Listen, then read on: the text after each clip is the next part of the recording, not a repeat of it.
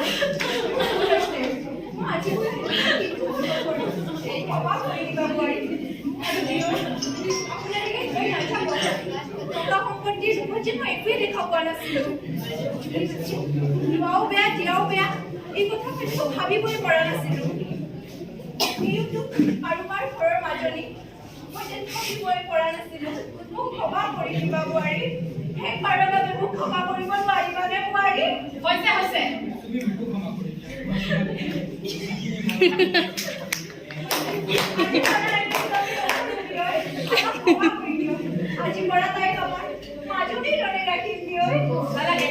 আপোনালোকে আৰু মোৰ আগত একো কথাই ক'ব নালাগে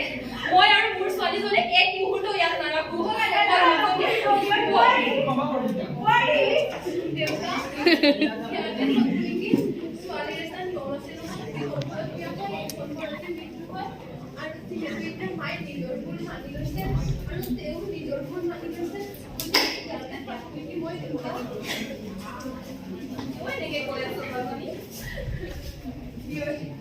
ক্ষমা কৰি দিব